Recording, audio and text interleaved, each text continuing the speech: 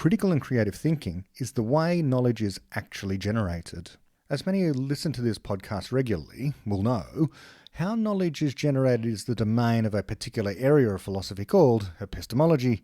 Epistemology is one of the most interesting, important and practical areas of philosophy, and simultaneously one of the least well understood subjects, we might dare say, anywhere, because it's just not taught almost anywhere.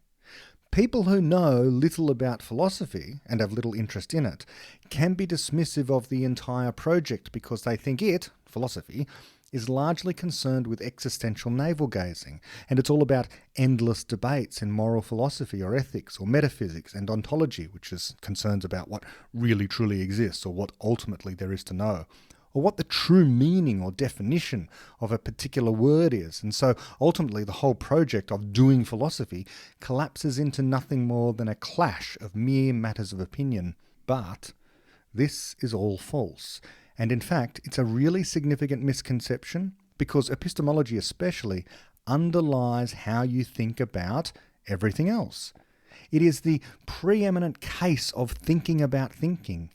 And if your thinking is going wrong, then not only is your understanding of science possibly going wrong, and of morality possibly going wrong, and history possibly going wrong, but your very own personal psychology might be possibly going wrong.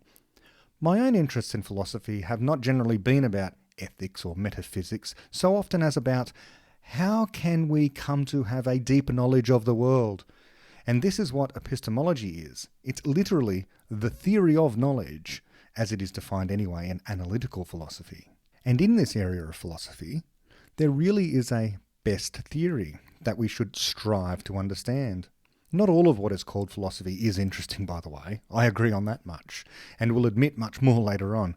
But much is worth preserving and trying to learn more about, not least of which is epistemology as it's relevant to learning, the subject of this podcast, and epistemology as it is currently best understood and how it applies to having an optimistic view of humanity and life. And of course, the philosophy of science is absolutely crucial if you want to understand how scientific knowledge in particular grows. But I begin to digress. Returning to our definition of epistemology as the theory of knowledge, we can rephrase it without any loss of meaning whatever to, epistemology is the explanation of the growth of knowledge.